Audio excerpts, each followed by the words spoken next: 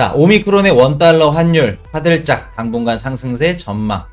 간밤에 달러 인덱스 소폭 상승. 국내 코로나19 재확산세도 상승 압력. 오미크론 변이 공포 켜질 경우 1200원 넘을 수도. 원달러 환율이 계속해서 오르고 있어. 당분간 상승세 전망이죠.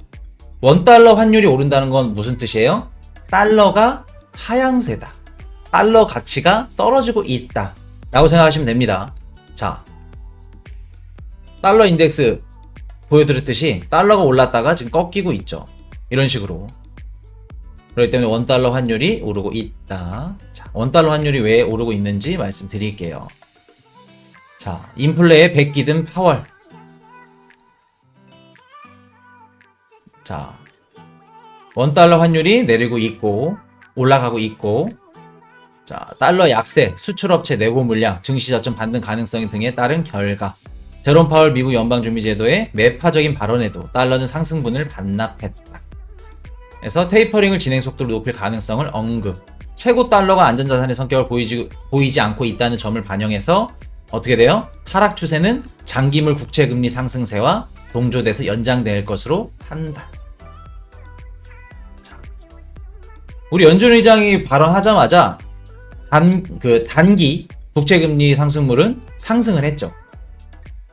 뭐 10년물, 뭐 5년물, 2년물, 10년물 단기 금리는 상승했는데 어떻게 됐다? 장기는 하락을 했다.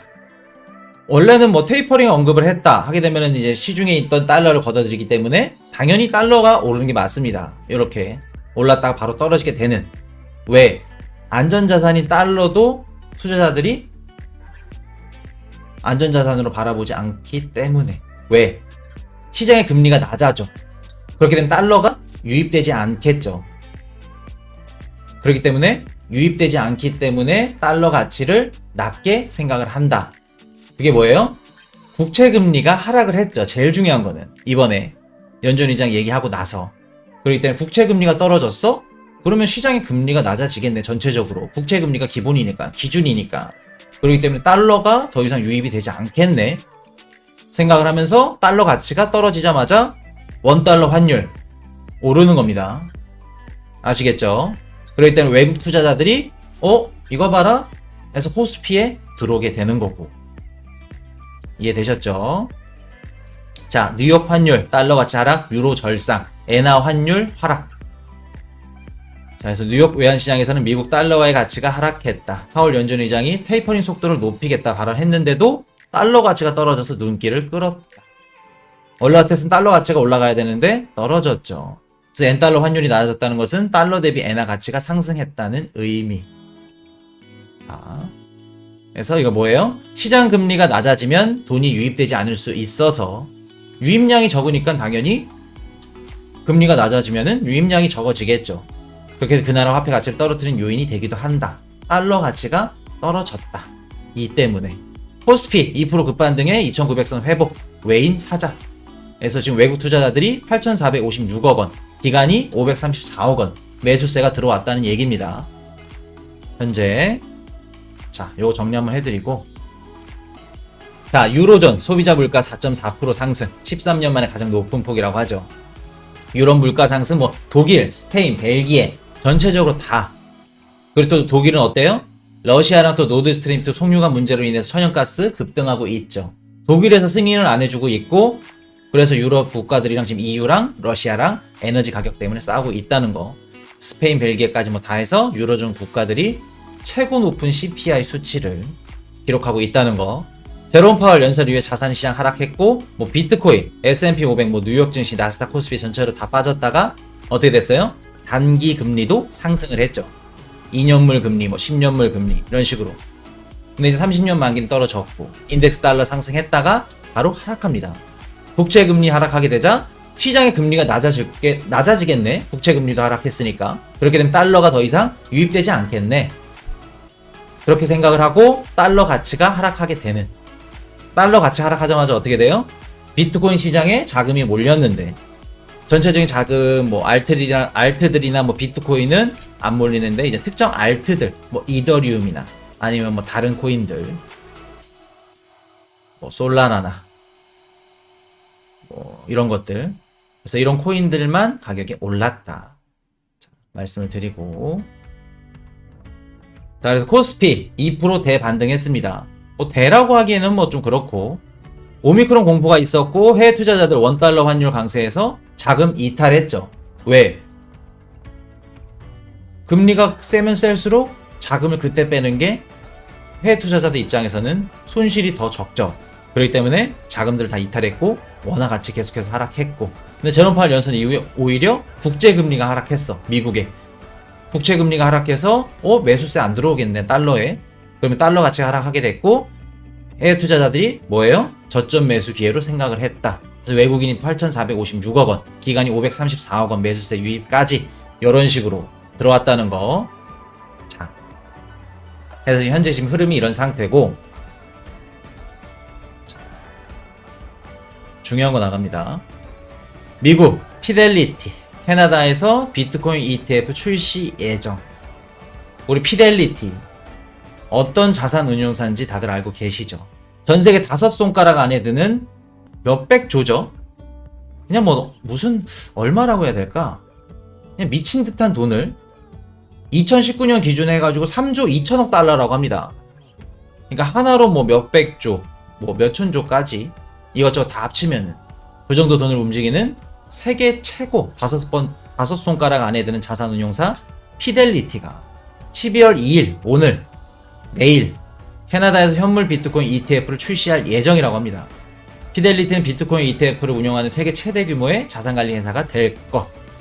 그래서 뭐 우리 에릭 발추나스 형님이 얘기하죠. 블룸버그 ETF 애널리스트. 자, 그래서 이름이 뭐 피델리티 어드밴티지 비트코인 ETF 토론토 증권거래소의 상장 예정일이 내일이라고 합니다. 현물 비트코인 운용의 상장지수 펀드고, 자, 피델리티가 예전에 화상회의로 해가지고 SEC랑 얘기를 했죠. 그래서 피델리티가 뭐라 그랬어요? 야, SEC야, 너네 비트코인 ETF 현물 승인 안 되면 지금 캐나다랑 어디야, 영국이랑 그 자금 다 뺏길 거야. 그 수천조 자금들이 캐나다랑 영국에 가는데 너네 괜찮아? 빨리 승인 촉구해줘. 그래서 승인을 촉구했죠. 해서 SEC 입장에서 그래, 그러면 비트코인 선물 ETF 승인을 해줄게. 그래서 10월 18일 프로쉐어스 비트코인 ETF 선물 승인 됐고, 현물 ETF 승인은 아직 안 돼. 아직 시기상조야. 그래서 현물 ETF 승인은 의사가 없다고 거절을 했죠. 그렇게 나고 나서 어떻게 됐어요? 캐나다에서 내일 비트코인 현물 ETF 승인을 하는 겁니다. 아시겠죠? 자, 요거 정리 한번 해드릴게요. 우리 현물 ETF 언제 나올지, 나오면 어떻게 될지 궁금하신 분들 많죠. 피델리티 캐나다에서 비트코인 ETF 출시 예정 중이라고 하고, 상장 예정일이 12월 2일, 이름은 피델리티 어드밴티지 비트코인 ETF라고 합니다. 이렇게 나온다고 하고, 자, 아까 뭐 말씀드렸듯이 피델리티가 SEC한테 비트코인 현물 ETF 승인 요청했고, SEC에서 비트코인 선물 ETF만 승인이 됐고, 피델리티 요청을 거절했습니다. 그러자마자 뿔이 나서, 야, 그럼 됐어. 미국에 그 현물 ETF 안 할 거니까 캐나다 가서 토론토 비트코인 상장 그 현물 상품을 출시해서 판매할 거야. 라고 해서 내일 출시가 됩니다. 피델리티 상품이. 피델리티가 2019년도 기준 운용하는 자산만 3조 2천억 달러라고 해요. 전세계 5번째 안에 손가락 안에 드는 자산 운용사. 뒤집어지는 애들. 돈밖에 없는 애들입니다. 얘네들이 그냥 이렇게 하자 뭐 하자 하면은 할 수밖에 없다는 거. 블랙록만큼 영향력 있는 거 피델리티입니다. 그렇게 되면은 피델리티가 지금 캐나다에서 상장을 해. 이미 캐나다, 영국은 비트코인 현물 ETF 상장을 한 상태죠. 그래서 지금 상품을 판매하고 있고, 수조 달러 금액이 캐나다, 영국으로 흩어지는 겁니다. 캐시우드 누님도 캐나다나 이런 데서 또 비트코인 현물 ETF 상품 시작할 수 있어요. 그렇게 되면 미국에 가려던 자금들 어떻게 돼요? 영국이나 캐나다로 다 몰리게 된다. 현물 ETF 상품들. 자, 이렇게 되면 미국 어떻게 될까? 비트코인 현물 ETF 승인하는 거 지연하기는 더욱 힘든 상황이죠. 계속해서 미룰 수는 없어. 왜? 피델리티 같이 세계적인 자산 그 운용사가 캐나다에서 상품을 승인을 해가지고 판매를 하게 돼. 자금이 쏠릴 게 당연합니다. 피델리티 뭐 전 세계 사람들 경제 좀 안다, 뭐 공부 좀 한다, 증권 좀 한다, 뭐 비트코인 좀 한다. 피델리티 모르는 사람이 없을 정도로. 근데 그 기업 회사가 비트코인 현물 ETF 상품을 판매해. 너무 안전하죠. 업비트에서 비트코인 현물 ETF, 업비트에서 비트코인 현물 파는 거랑, 죄송합니다. 업비트랑 비교를 하면 안 되고, 업비트 좋은 거래소인데 비교해서 죄송합니다. 다른 그냥 뭐 잡 거래소, 영향력 없는 거래소에서 비트코인 사는 거랑 피델리티가 파는 상품 파는 거랑 당연히 뭐 사겠어요? 투자자라면 피델리티 사죠. 쉽게 말해서 그냥 길거리 지나가다가 막 씻지도 않고 막 싱싱하지도 않은 막 다시 들어가는 야채를 사는 거랑 싱싱한 홈플러스, 야채 뭐 이런 거, 청정원 같은 막 이런 좋은 업체들, 아니 뭐 육안의 닭갈 죄송합니다. 육안의 닭갈비에서 이렇게 들어가는 제 싱싱한 재료들 이런 거 파는 업체들, 그런 데서 살까? 저라면 피델리 뭐 이런데 홈플러스 뭐 청정원 이런데 막 되게 친환경 채소 이런 파는데 그런 업체에서 살 것 같아요. 안전하기도 하고. 그렇기 때문에 피델리티 자금이 많이 모인다는 거.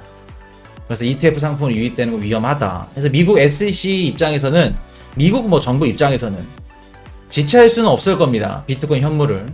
그렇다고 올해 연말, 뭐 12월 달, 이번 달, 아니 내년 상반기 비트코인 현물 ETF 된다 안 된다? 내년 상반기에는 시기상조다. 시기상조입니다. 진짜 빠르면 내년에 비트코인 현물 ETF 승인 기대해볼 만하다. 뭐 중반이 될 수 있겠고 연말이 될 수 있겠고, 진짜 뭐 제 예상과 반대로 상반기가 될 수도 있는 거고, 요거 기대해볼 만한 상황이다. 내년에. 제 개인적인 생각으로는 아직까지는 상반기에는 시기상조 아닐까라는 생각이 큽니다. 왜? 순서상 뭐가 먼저예요? 비트코인 현물 ETF보다 내년 상반기 뭐예요? 이더리움 선물 ETF 승인이 우선. 이해되셨죠? 이더리움 선물 ETF 승인이 먼저 우선입니다. 되고 나서 이제 비트코인 현물 ETF 승인을 기대해볼 만하다. 근데 아직 이더리움 선물 ETF 승인이 안 됐기 때문에 아직까지는 시기상조다. Hey, I got a confession.